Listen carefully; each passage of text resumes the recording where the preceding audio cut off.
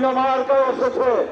বিদ্যমান একটি শীর্ষের নির্বাচন হচ্ছে, প্রশাসন একটি বিদ্যমান শীর্ষের নির্বাচন হচ্ছে, প্রশাসন চলছে, পুলিশ বাহিনী পরিচালিত হচ্ছে, সীমান্ত পরিচালিত হচ্ছে, রক্ষণাবেক্ষণ হয়েছে, হাসপাতালগুলো পরিচালিত হচ্ছে, খাদ্যদ্রব্য নিয়ন্ত্রণ হচ্ছে।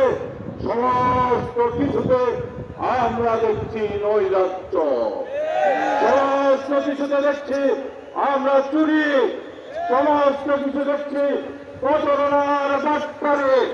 যারা ক্ষমতায় গিয়েছে, ক্ষমতায় নেওয়ার জন্য যারা সহযোগিতা করেছে, আমরা রাজনৈতিক যারা প্রায়ণী ছাত্ররাজ সন্ত্রাসীরা এই যে শাসন করেছে, আমরা দেখেছি তাদের জাতীয়তাবাদ, ধর্মনিরপেক্ষতা, সমাজতন্ত্রের যেই মিশ্রণ একটি সংবিধান বাংলাদেশের জনগণের মুক্তি দিতে পারে নাই।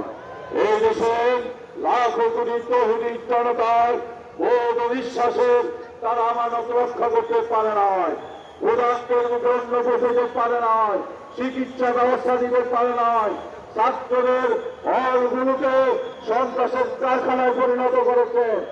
কোন মেয়ের ইজ্জতের আবরুর আমানত রক্ষা করতে পারে নাই। এই 53 বছরের শাসন ব্যবস্থায় প্রমাণিত হয়েছে বিদ্যমান নির্বাচনী ব্যবস্থায় আমাদের দেশে সুষ্ঠু নির্বাচন সম্ভব নয়।